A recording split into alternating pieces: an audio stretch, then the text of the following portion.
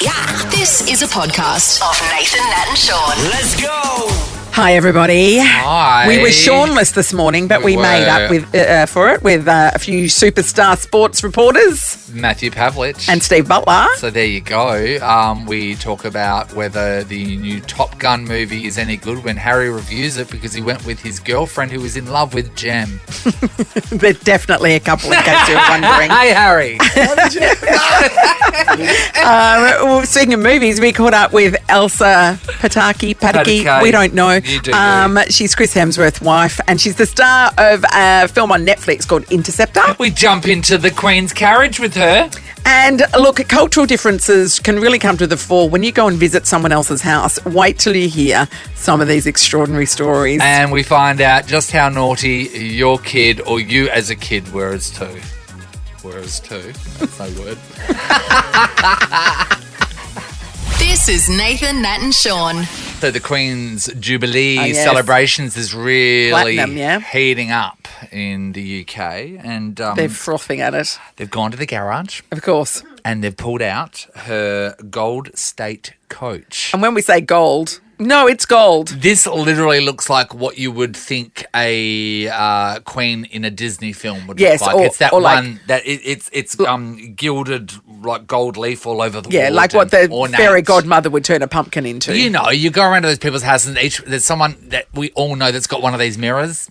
Yeah, with that, yeah. You know, and it's imagine that in a horse-drawn carriage. Imagine the poor horses that have got to tow the thing. Well, this was built in 1760. They right? don't make things to last like they used to. But yet, it's the third oldest coach in the UK. Oh, there's two older. There's two older than Can't believe 1760. Isn't that amazing? Yes. So it's made of gilt wood, gold leaf over wood. The coach weighs almost 4 tons. That's a lot. Yeah, that means it's only used at walking pace, and it's said to be, get this, the Queen's most uncomfortable carriage. Oh, so it's like you're in your mid-90s. We're celebrating you. We're going to put you in the most uncomfortable vehicle. Yes. What's your most uncomfortable carriage? Well, Because it's this such is a one of her toss-up. most Let me just uncomfortable. run through what I've got in the garage. I mean, probably the wheelbarrow, I think. Mine, for me, even though it's beautiful, it's the pumpkin one that I used when I went Sure. to that ball and I Yeah. lost that shoe. That was that was a bit too see-through for my liking. Sure. Yeah. But she's a very relatable woman, and you know what?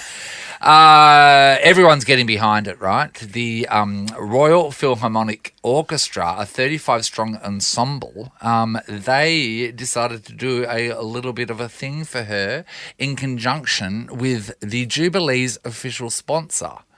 Who's the official sponsor? Well, Is it let's a biscuit get, company? Let's What get is them. it? Let's get them. They're all getting ready. Here they are. They're all getting ready. They're all dressed very nicely. Yes. Let me They're tell you if you warming can up. guess. All right, here we go.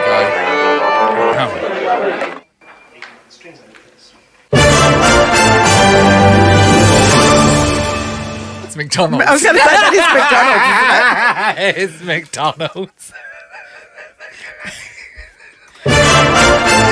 McDonald's is an official partner of the Jubilee pageant on Sunday. She's loving it. Also, she's loving it. She's got more money than God. Why does she need to sell sponsorships to it? What do you mean? She has to buy Andrew a Happy Meal. He's not Does feeling she? too good at the moment. I don't think Andrew should be anywhere near McDonald's. Once more, Harry. WhatIf.com is all about helping Aussies make the most out of every holiday. And now's the time to unapologetically holiday bigger and better than ever before. Jump online or on the What If app and book your getaway today. What if it's Aussie for travel? A simple Reddit post has caused a worldwide stir, and gonna- they're calling it Sweden Gate. We're going to cancel a country, everybody. Yes. And there's a good reason why, though. They deserve it.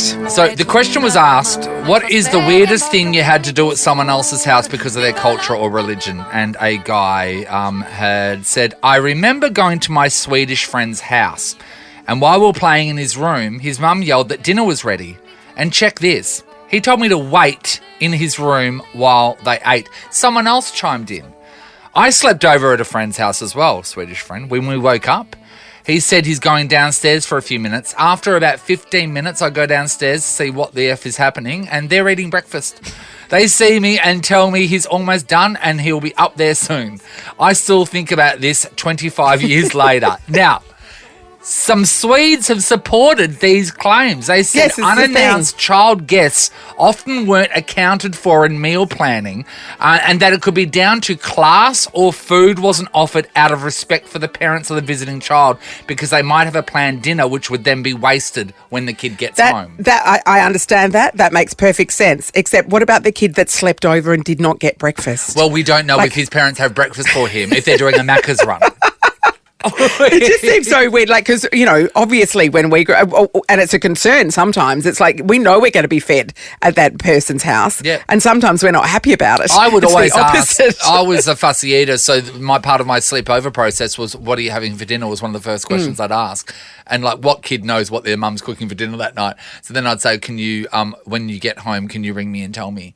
And then I'll decide if I'm coming. Yes, and then I'll decide whether I'm either coming at all after dinner.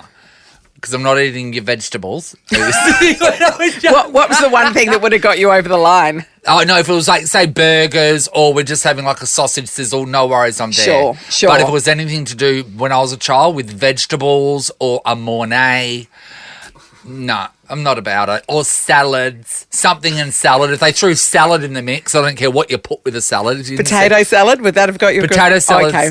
That was a safe salad. The for only fussy salad.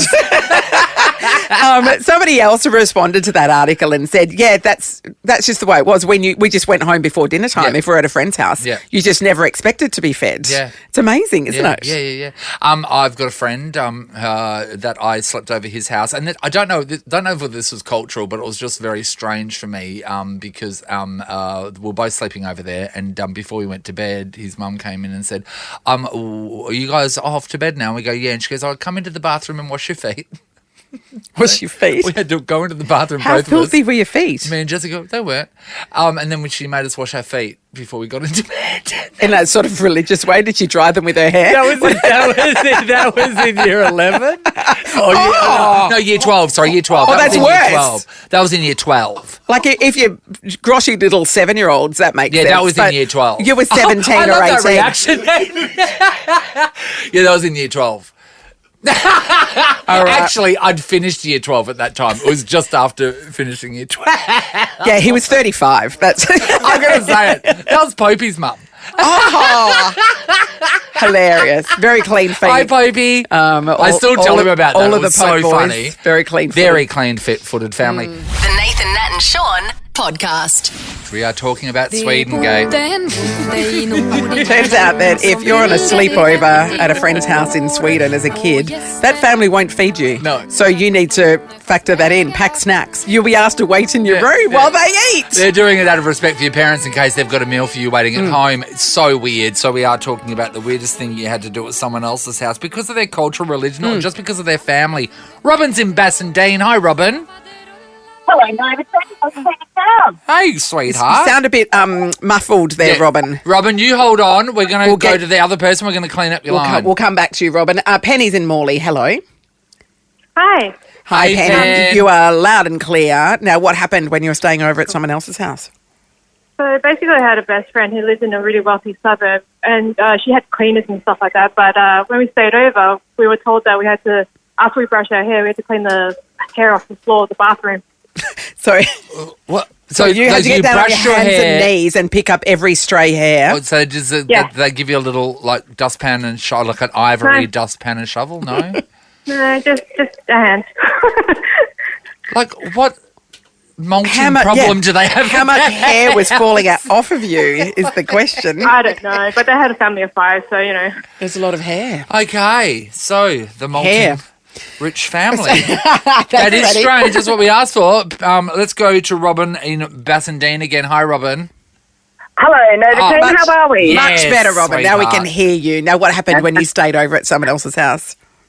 I had German friends, and if I'd go over on my school holidays for play dates for the whole day and stuff like that, they would go in and have lunch or afternoon tea, and I'd have to sit outside in a cubby house and wait until they actually So came it's out not after just they'd the finished Swedes. eating. The Germans do No. it too. Exactly. I think it might be a European thing. Were you So- starving, though? Would you just have your little face pressed up against the glass, praying you could have some of the sausage? No, I used to just play with their dog and just ignore them. It's just such a, I know, to us it seems like a strange thing. Because that there are we're cultures hospitable. that feed you. Yes, that's right. I've never heard of cultures that actively don't. I can't imagine an Italian family doing that to you. They're shoveling pasta down your throat. So they don't call it. So you can sit in the cubby house Yep, and wait. just wait. Then you Hurry up, friend instead of sitting comes there out eating their with strudel. sausage breath. Nathan, Nat, and Shaun.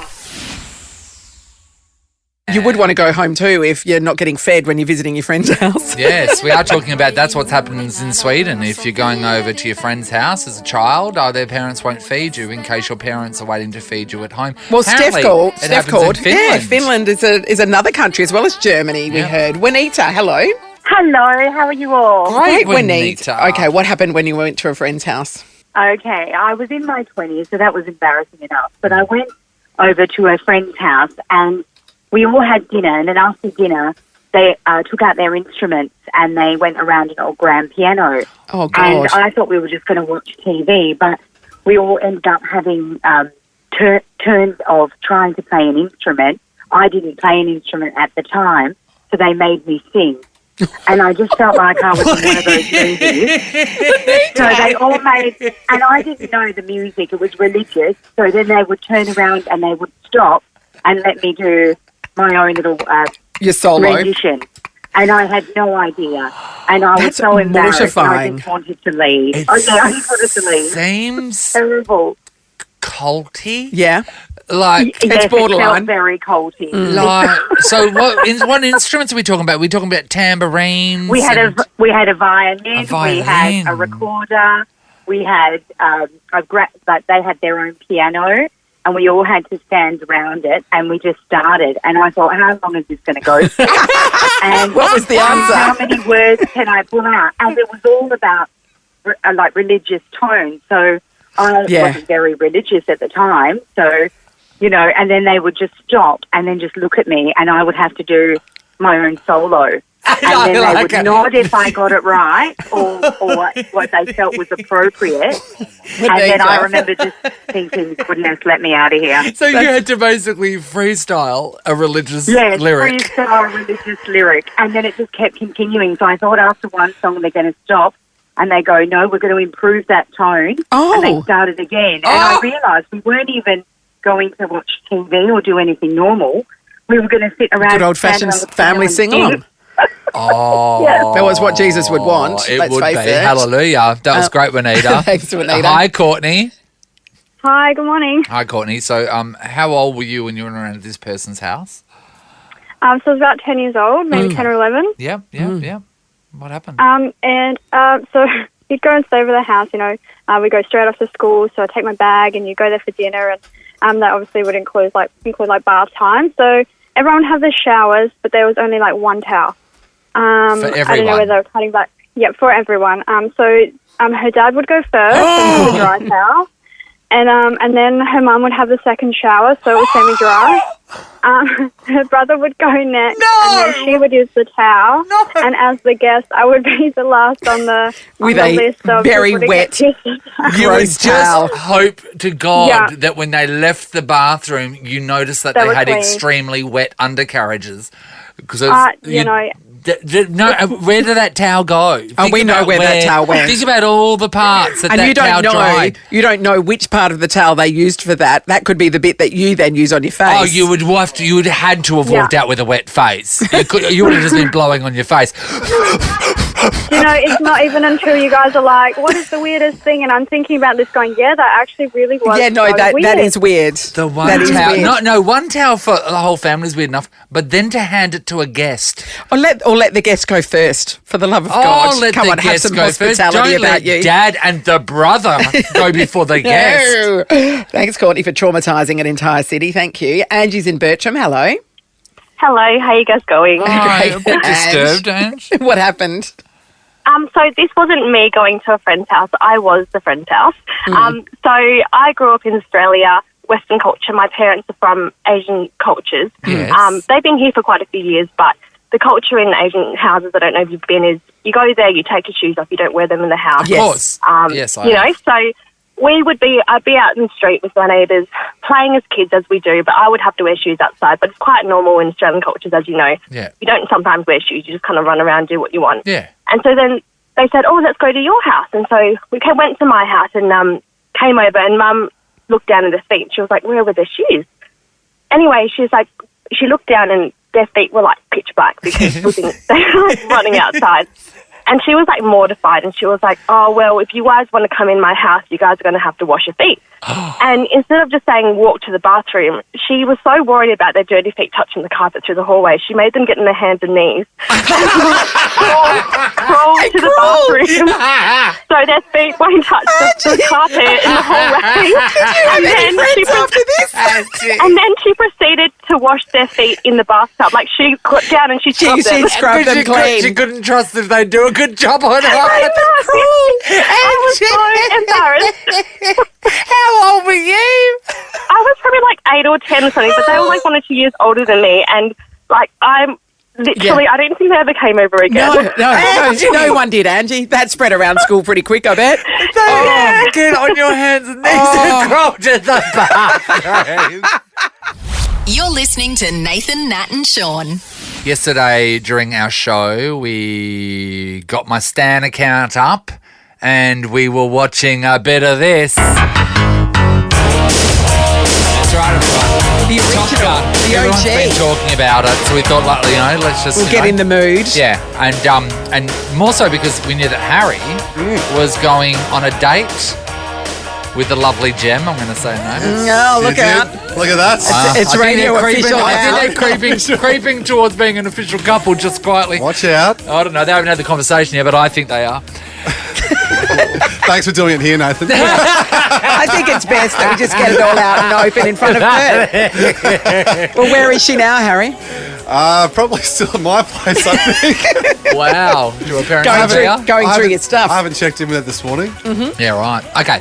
So, Harry. Yes. We were like, it can't be that good. So you went to Top Gun Maverick last night, yeah? Yeah, yesterday afternoon. Mm-hmm. Yeah. So, and then I had a missed call from Harry. Harry, is Top Gun Maverick that good? Permission to swear on the radio? Yeah. Are you going to beat yourself? Hey, Harry. No. Harry, always granted. Always granted. It's like, just like Shaun's here. Go I on. would never. It was effing good. Wow. It was that good. And did Jem think so as well? Yes. It was. Okay, great. It was every. It delivered on every front? Just like that guitar solo. Oh my god. Okay. It was like every emotion. And All what of I that. would recommend if you're going to go and see it. Sorry, not if. When you go and see sure. it, watch the original. Yes.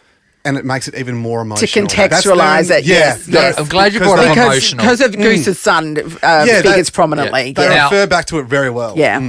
We were told by somebody who was, again, telling us how good it was, that he cried 4 times, or she cried 4 times. Yeah, we did have that call earlier in the week, didn't we? Harry? I was, laughing a bit at that at the time. And then, yesterday, I understood why. Right Did in you the feels, cry? eh? I was tearing up a little bit at some But if points. Jem wasn't It's there and okay. you're by yourself at home, would you have cried? Oh, waterworks. It's okay to be a sensitive man in front of a girl. You Yes. feel No, free. not in public. Yeah, yes, it is, Nathan. Not in public. No, That's toxic masculinity, Nathan. No, I'm not saying not in front of a girl. I'm saying at the cinema. No, I still. would never. That's Express. not toxic masculinity. It's Express. not crying in the cinema. Yeah, I was expressing, Natalie. How about D-Box, though? The rumble in your seats. Oh, With D-Box. the Felt like fighter you're jets. in the plane, yeah? Yeah, and Yeah. they kind of move left and right as the planes are flying. Yeah. Is it? So good. Would it have been as good in a regular chair? Because lots of people just see it in the regular cinema.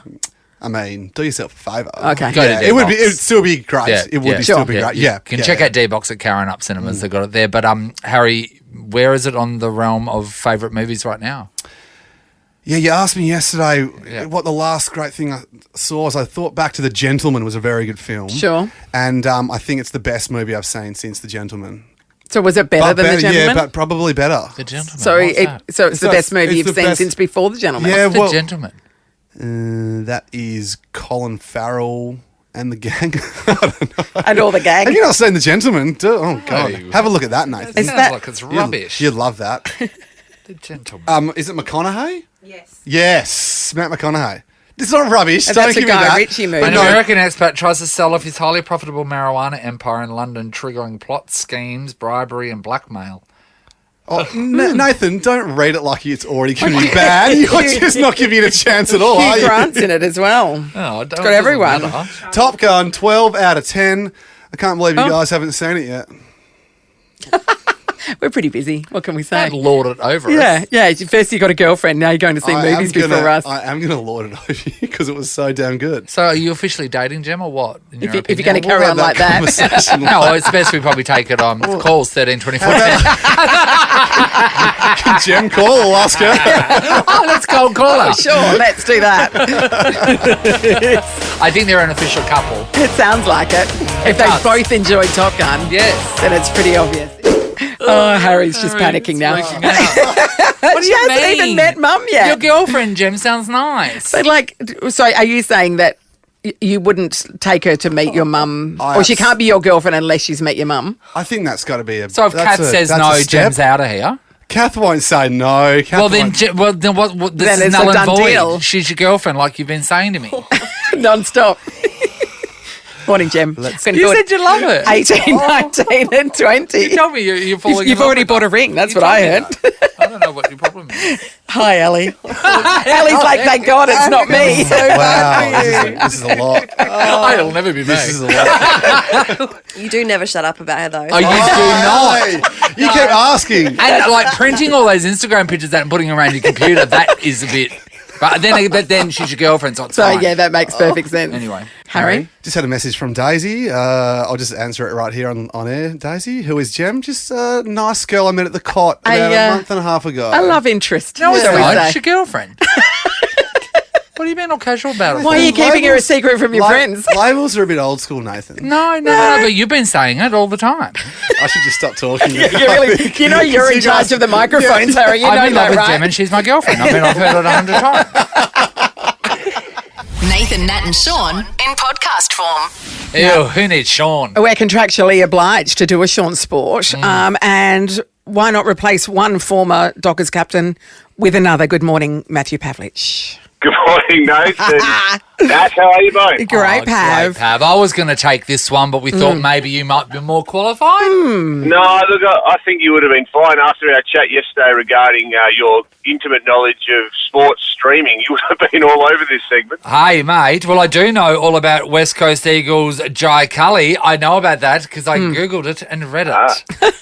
Yeah, so that was big news overnight. The mid-season draft happened yesterday. Now, I am an advocate for the mid-season draft. I'm actually more of an advocate for a mid-season trade period where you can trade between AFL clubs as compared to just poaching from the Waffle and the SANFL and the VFL. But look, great news for these guys. They get a chance to show their wares at the next level. Jai Cully went number one in that draft. The Dockers went local with their first pick. They took Sebek Kuek from East Perth, a Sudanese player who's shown lots of great signs across his first little period at East Perth. So brilliant news there for him. A couple other West Aussies went as well. Bryn Teakle from East Fremantle, as well as Dirksen from Peel Thunder. So really good opportunity for these guys. And what it does do is get them into the system and ahead of the curve, ahead of the draft, which will be later this year. So I want to go down the list, right? So 14, St Kilda, pass. 17, North Melbourne, pass. What does that mean? Does that mean that you've had a look around and go, nah? Yeah, don't need anyone. Must be the same guy with the last name, Pass. He's doing well. He's playing on heaps of teams. North Melbourne, Adelaide, Collingwood. So what does pass mean? Does that mean that they've had a look at what's on offer and gone, nah, we're all right? It doesn't suit their list. A bit like you back in the day out on a Saturday night, just looking around. No, I'm going to pass tonight. I don't road tennis for me. No, look, the context here is, look, some of the teams open up spots on their list because they have long-term injuries. So Fremantle had an opportunity with Jai Amos going onto the long-term injury list, but they, as you said, Nathan, they looked around, they thought, well, you know what, there's not someone we need right now, whether that's a ruckman or a key position player or another midfielder. From what we can see, there's a few guys we've got our eye on, but we're going to wait another 6 months until the national draft in November to see if those guys are developed. And our list at the moment's rock solid enough. Oh, so the cakes aren't quite done in the oven yet. They're going, okay, wait, that one's going to be a bit moist in the middle. Okay. But there was a bit of chatter around last night on Twitter that Jai Cully wasn't going to come to Perth, that he was going to meet the Eagles in Adelaide. Well, that would make sense, wouldn't it? So they're on the plane right now. They had a 7:20 flight out, I think it was, this morning. Because of all the COVID stuff and chartered planes and everything that's going on in the AFL at the moment, I think the Eagles left their headquarters. So all the players got up nice and early this morning, drove out to Lass Lane, and they caught a bus at about 6:15, I believe, out to the airport. And then, they're on the way over there to play the Crows on Saturday. And, I'm pretty sure he's going straight from, he works, he's a Dandenong Stingrays boy, Jai Cully, and he works at Charcoal Chicken. And Coles, don't forget Coles. And Coles. He's going to go straight from Charcoal Chicken and Coles to Adelaide to be at an AFL match. It's pretty amazing, isn't it? I mean, if he hangs around long enough, he might get a game, to be honest. I've never had Charcoal Chicken, have you? No. Pav? Charcoal Chicken, that was a big thing in Adelaide growing up. Oh, I've never had it. We in Kalgoorlie, and I know there was some in, we had River Rooster, which is, think about that. That sounds gross. Like a rooster plucked out of the river. What?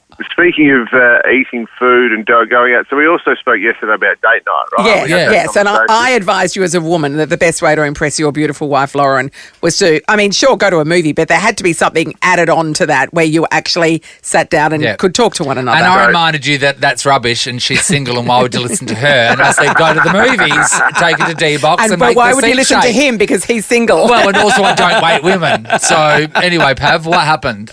Well, look, I heeded your advice, Nat, and I decided to go straight from Channel 9 News last night, and we got the 7:30 session of Top Gun, which, by the way, was outstanding. Loved it. A little corny, as expected, but just brilliant, and the new features were great. And, yes, I had some food, and the food was popcorn and a bag. No, that is, Pav. You know what, a respectable meal. You're better than that, Pav. No way. I am better than that normally, but the problem was, by the time we got out of the movie, it was, on a school night, very late. It was, sort of 10:15. So we decided we were heading straight home to relieve the babysitter. And honestly, my dinner last night, which is very unprofessional of me and a little left field, was a box of popcorn and a Magnum. Can I just say, doesn't it blow your mind how much popcorn one person can eat during a movie? I know. You would never do it at home. But then you get so thirsty because it's so salty. That box is empty by the time. You're even eating the unpopped kernels at the end. Hey, Pav, did that also mean that you had to drive separately? Because if you were going straight, you didn't even spend time together in the car.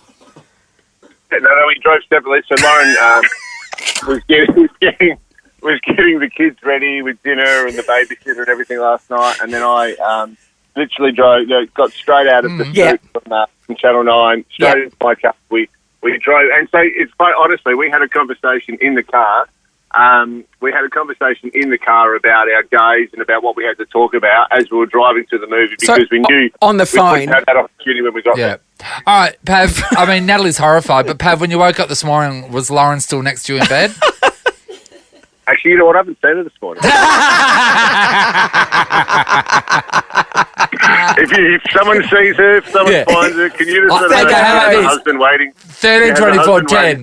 If you are on a date with Lauren right now, please let us know. Pav's super worried. Not that worried. Not worried enough to buy a dinner. Thanks, Pav. Thanks for filling in for Shaun. Thanks, guys. Was it as entertaining or probably as bland as you? No, mate. Way better. Was so great, Pav. This is the best date I've been on all year. I don't believe you. I'm running away. See you guys. This is a podcast of Nathan, Nat and Shaun. Natalie and I don't have children. What? But God, I forgot. If we did have children, perfect. They would be so amazing. Perfect. Just so well balanced and great citizens. You know what I mean? They would be kind. Yep. They would be high smart. achievers, innovators. Yep. compassionate. Clever. So clever. So clever. Talented. And well behaved. Would never do a thing wrong. And socially amazing. Popular. Oh. But so that's why knowing that our children will be perfect, sometimes I look at someone else's child and what they've done and go, oh you're not doing a good job, big are you? mistakes there. Nobody's quite the expert on parenting as those that don't have children. That's not what I would have done, I say. Amy, our producer, has got 2 beautiful children, Charlotte and James, even though Charlotte wrote my name on Amy's hand yesterday and drew a poo above it and told her mum to text it to me. I think that's the worst thing she's done. Is that the worst thing that what's the naughtiest thing your kids have done? Oh, mine are pretty good. So they've never done anything truly horrific. Okay, this is the worst thing, but it's actually not that bad when you hear it. Alex has a beautiful stone chess set. Yes. And it's put away. We keep it away. Anyway, James... For special occasions. Yeah. So James wanted to get it out and set it up. And all the pieces were out. And I said, okay, we've just got to be really careful. We can't drop them on the floor because they'll smash because they're stone, carved, hand-carved. Yeah. He picked one up and just threw it across the room. Smashed. Well, you didn't say don't throw it. You said don't drop it. You started crying because you knew what was going to happen. Because I knew, I'm getting in trouble. You're in trouble. Yeah. So he openly defied you. Did you glue it back together? Yeah, I did. And you can't even tell. Did Alex I didn't find tell out? him, but guess what? What? The kids dobbed me in. Oh, but they did it. And I told them, I said, do not tell your father when he gets home. This is a secret. This is ours. Yep. See, that's the opposite. And Most then mothers are saying, wait till I tell your father when you get home. Natalie, where do you keep your for special guests only chest set? There's more questions about that. Special occasion chest set. We only bring that out for the top guests. For the specialist of special occasions. Okay, so get this right. In Sydney, a boy has gotten in a lot of trouble from his parents because he went into their safe and he took $27,000 to school. Drug money. No, he's year 7. Sorry, I'm talking about the parents. First of all, have a better combination on your safe. Yes. Anyway, keep going. Yeah. So he goes to the Epping Boys High School, so it's quite a well-to-do area. The year 7 student, he took it to school. He used it to buy his friends gifts, including computers. He spent $14,000 on Fortnite, on all the upgrades and stuff like that. And then he just walked around and he handed out wads of cash to people. 1 year 8 boy that did not know him received $500. So, when I was in primary school, there was a girl called Belinda who used to give everybody lollipops to be more popular. I mean, that's next Belinda level. really should step up a game.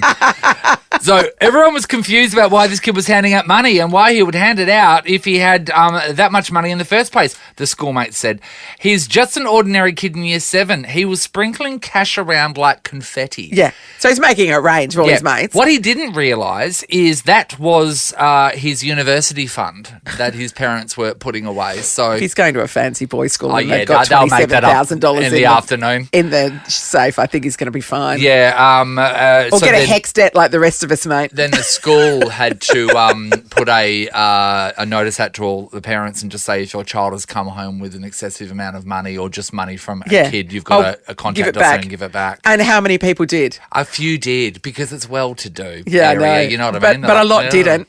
Yeah. Nathan, Nat and Shaun podcast.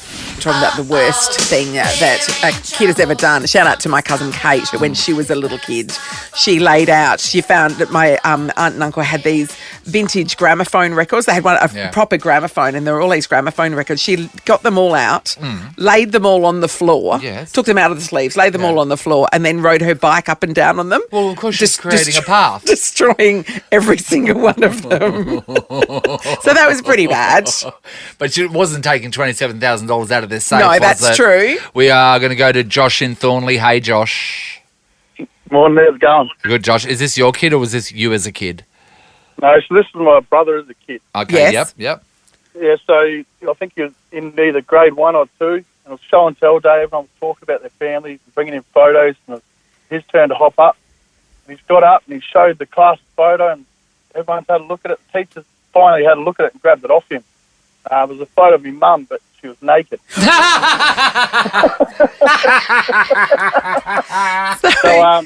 So the schools had to call up my mum and she's had to come retrieve the photo of herself and a bit red-faced, I'd say. And your mum came down in a robe. Your mum got in trouble as well. Oh, did your mum leave a lot of naked photos of herself lying around the house?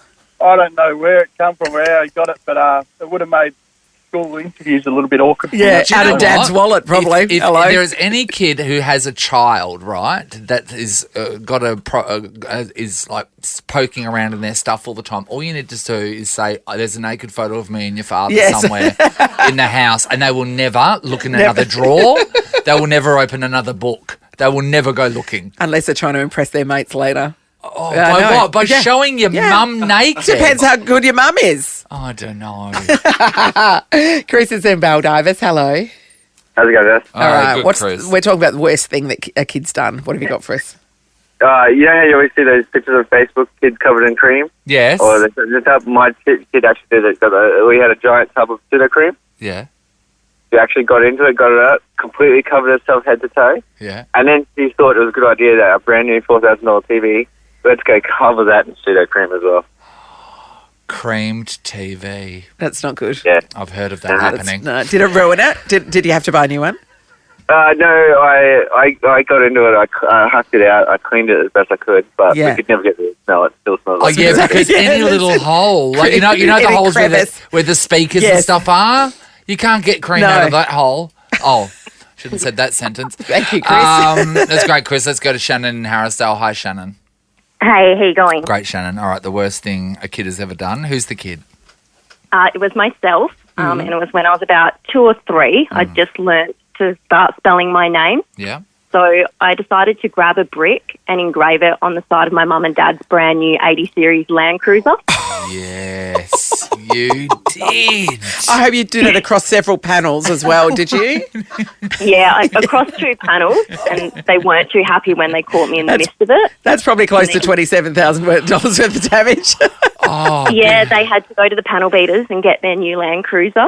Brand new. Did you spell it correctly? To be honest, at 2 and 3, I think it was probably a bit of a mess. But I was super proud of myself. Those S's are hard when you're They little, are. and you're writing with a brick. And what's the point of writing Shannon if you can't write was ear afterwards? You know what I mean? What a waste of time. The Nathan, Nat and Shaun podcast. No Shawnee Mac this morning, so we go to the next best thing. Steve Butler, hello. Stephen! Oh, I feel so good in that pecking order. And let me tell you, I think Margaret Pomerantz would be simply mesmerised by Harry's movie reviewing prowess. Yes. Do you think that him and Jem are a couple, or what? From what you heard, from the evidence presented? Yes, yesterday.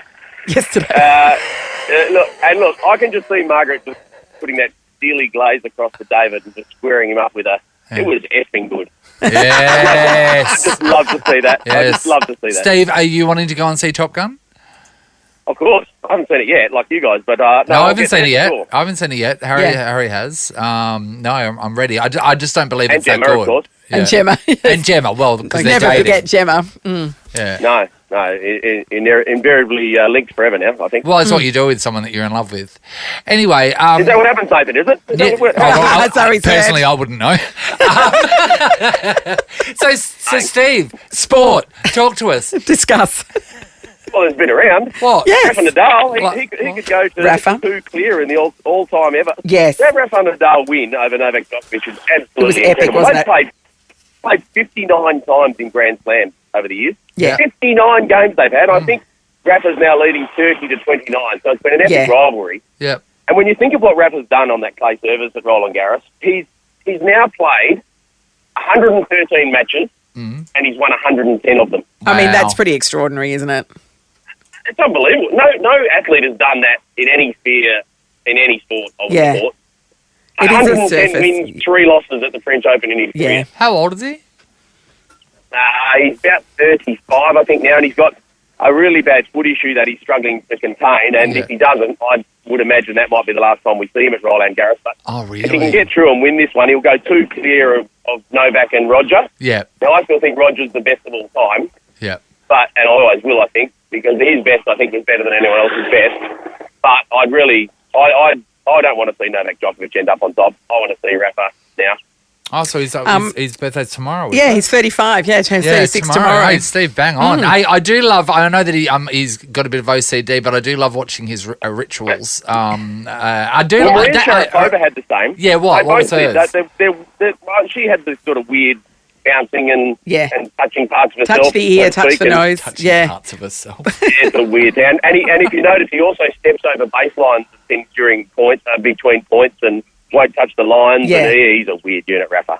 But it works for him, you know. If that's the level of perfection that works for him to be, you know, one of the greatest of all time, who's going to argue? He's been quite incredible, there's no doubt. Yeah. And we've also seen the mid-season AFL draft, and 3 West Australians got drafted, so that was good to see. Yep. Yeah. I'm just stunned that a young man by the name of Bailey Rogers from Claremont can't get a gig at an AFL club. He's just so ready-made for the AFL, and he's changed his game up and done so many things to make himself better. He's a Sandover medalist, and I just cannot see for the life of me why clubs can't see this young lad and put him in a team. But, you know, you've got to congratulate the players that got in, and West Coast obviously took the Victorian guy, Jai Cully. But there's some other, Wade Dirksen, he's been a bit of a travel man everywhere, and he's got a gig from Hills Thunder obviously now, but he's got a gig with GWS Giants. And there's a young fella from a very popular football family up there in the Great Northern region, in Bryn Teakle, and there's been lots of good Teakle players up there in Geraldton. Yeah. And he's part of that family, out of the Northampton region again, I think, and he's a big unit playing for East Fremantle now, and he's been given a chance at Port Adelaide, and I know his family are really excited about him getting that chance, and I think he'll be a very good AFL player myself. That's exciting stuff, isn't it? It is. Yeah. What does a draft pick get paid? Like, what's the pay for that? Well, that's a good point. I'd have to check that out for you. I'll take that as a question on notice. Oh, you could really come prepared, hey? Yeah. Prepared for this surprise segment that we asked you about 5 minutes ago. No, literally. What are you doing right now anyway? What am I doing? Yeah. I'm actually in Albany having breakfast with the Eskimos. With Eskimos? Is it chilly, is it? Okay. Sorry, I thought you I'll tell you what, it is very chilly down here. I thought you meant but it's a beautiful part of the world. They've got the Albany Classic on here this Saturday. Yes. And it's an event that's been going since 1936. And they close all the streets off, and they drive all these weird and wonderful cars around the streets. Oh, yeah, like vintage cars and stuff, yeah. Yeah, vintage cars. And they hang it out down the bottom there near the town hall, and it's a weird and wonderful event. They pack the streets, and yeah, it's on this Saturday, so if you're not doing anything, just pop down to Albany and have a look. Bit of long weird weekend old cars action. belting around the street. Albany's a beautiful town. It is. At the museum in Albany, Steve, there's a petrified apple. There's an apple that has turned to stone. You should go check it out. Oh, sorry. I thought it was what scared us? Hey, our hot tip from Jeremy McGovern about Albany is to head down to Studio 146 and show some moves. All right, Steve? Well, there was a new...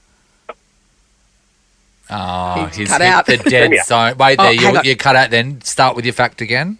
There's an old pub which got burnt down in reasonably controversial circumstances not so long ago, and it reopened last night, the Premier.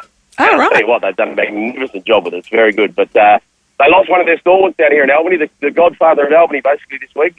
Paul Leonetti owned most of Albany, and yeah, it's a pretty sad town down here this week. Yeah, right. Oh, way to bring the mood down. Yeah, thanks a lot. Usually like to finish on a high. Anyway, everyone should check out the Amity. It's a wonderful ship. I should have stopped at the petrified apple. Yeah, you should have. No, always finish with the death. Thanks, Steve. Yeah, no, it's a pleasure. Do you want to know anything else? There's some good miles in the AFL this week. Do you want to know anything about them? Yeah, go on. Yeah, okay.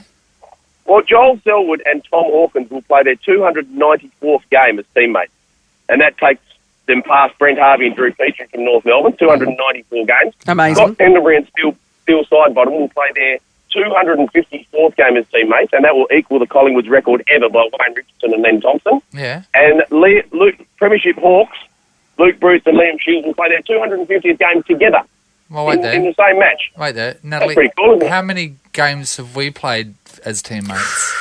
Oh, there you go. Let me think about it. Okay. So I'll just get the calculator out. No, I'm just saying it just sounds a little light on to me. That's all. Times, you know we'll what I mean? say. Like, I wasn't that blown all away stats, to be honest. So I mean, this is a conservative measure. It's at least 3,800. It's probably closer to 4,000. Steve. That's a lot of games. Isn't it? Yeah. So, you know what? Go away with your piddly 200. We really put our bodies on the line here, Steve, in this room. Absolutely. And The what physical they are. toll. Come on, mate. Yeah. If you're going to bring a statistic, bring a statistic. This is Nathan, Nat and Shaun. On Netflix, Interceptor. Yes. Will start screening, so you can check that out. Action-packed. Yes, it is. And it stars Elsa Pataky, who we don't know if that's how you say her name. Could be Pataki. Pataki, We're we not don't sure. You know. know, it was Chris You know. Hemsworth's wife. We caught up with her last week when Shaun was here, obviously. So you're going to hear his voice. It's going to be like a voice from the dead today, but he's not dead. He's fine. Well, we don't know. we haven't checked in the last 10 minutes. So. All right, let's have a listen. Excited about Interceptor. We've got the opportunity to see it, us three, so we really enjoyed. Geez, you're a hard-ass woman in this movie. I wouldn't mess with you. Oh, that's funny. Yeah, no, it's a good one. It's like good way to just like you create this independent, strong, like fierce woman. You know that like I've been just wanted to play for a long time. I grew up watching these action movies. I wanted always to be that like female version of Indiana Jones. It's more female version of Die Hard. To be honest. Yes, you said it. That's it. That's what we pointed out. Like that was our movie of inspiration, by the way. I can see why. Well, even the whole concept of the interceptor stations is absolutely amazing to learn that that's real. Yeah, absolutely. I didn't know that neither. I didn't, but I guess like it's a good information to know that these places exist. And one of the things is true that we actually don't know how they look inside. So basically, like we had to kind of create it. Our art department did a good job, but you've never seen them. It's like totally confidential. So for people that are listening, the interceptor stations, they are in between the two we're talking about, but you know, it's filmed in one, is between Russia and the United States. So in case of a nuclear launch, that is the last defense. I think it's like 12 minutes or something before the US gets strike that they can shoot those a nuclear missile out of the sky. And that's where this whole thing is set. On like a sea rig. Yeah, I reckon, Nathan, they come up with a Star Wars defense is what they used to call it. Back in the day. Yeah, Elsa, just to make sure there was protection. Yeah, no, exactly. It's just as you explain it is exactly how it is. In case that happens, that's the only defense that they have. In terms like that, those nuclear missiles would go and destroy. And it's your job to save everybody. No pressure. Yeah, Elsa, you're firing guns left, right, and centre, knocking a few people off. I've never actually shot a gun. Were you shooting real guns? Have you been able to do that before in previous lives? Yeah, is that part of your world? Were you ever in the army? Is that what you're asking? No, mate. Yeah, I think I am sure in another like lives I've done it before because it was like something that is natural on me. That's why I have one all the time in my belt. No, Chris better run in an argument,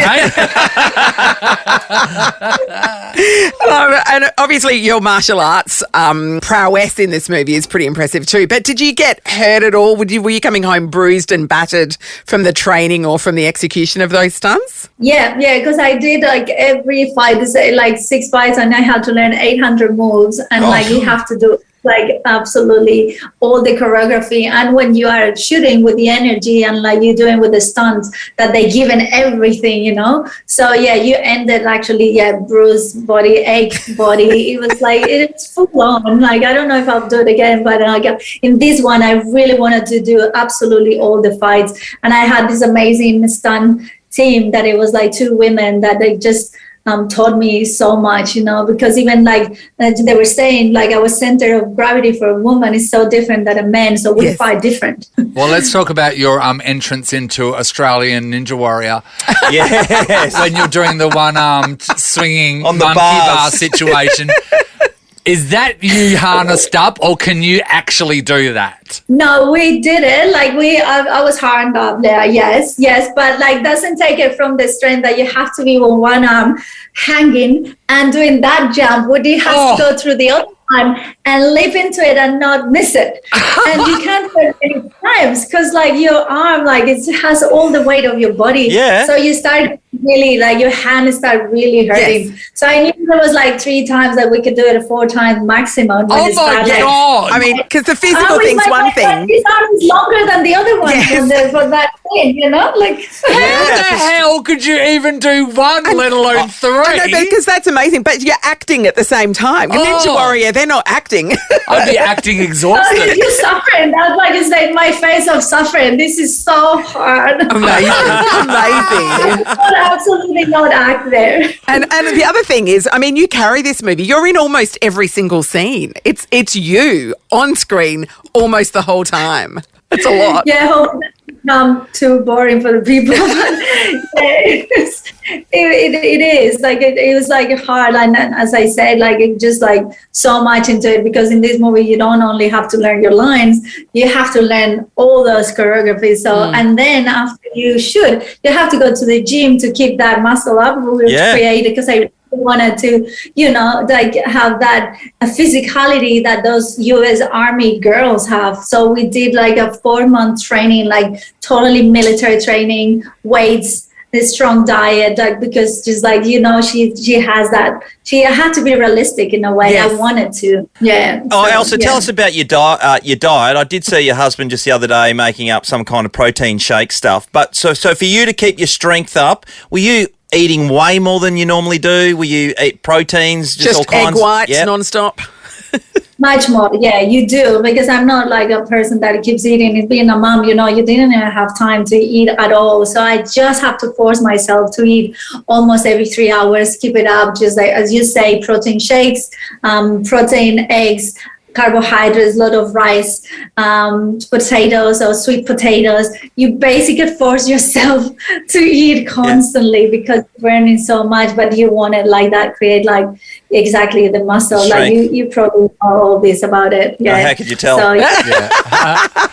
So, Elsa, we know Matthew Riley. We've spoken to him quite a few times, and we know that, you know, he created this movie, but your character, it could really go to a second movie because she's now going to be working within the White House. Has there been any talks about there being a character carry on? Not only talks, like you shouldn't ask him. Just like we almost finished the movie, he had the sequel, wrote it, like he wrote it, the whole sequel done. I was like, that this never happens. Like that's because he's a novelist, he's a writer. So he was just ready with a pen, just like, okay, done it. So yeah, it's amazing. Like it has a sequel to it already, so Netflix can just like write it down. Tick tick. In this one, you know. Well, looks like Captain JJ Collins might be back, not going anywhere. Yeah, she was raised in Spain, you know. She was. And for anyone that's going to watch Interceptor as well, if you love Elsa's husband, Chris Hemsworth, there's a special treat in there for you as well. We won't spoil it. But Elsa, thank you so much. Thanks for talking. You're amazing. Thanks, well done, mate. Thank you, guys. Thanks for your time. Have a great day. Bye. Nathan, Nat and Shaun is a Nova podcast. For more great comedy shows like this, head to novapodcasts.com.au.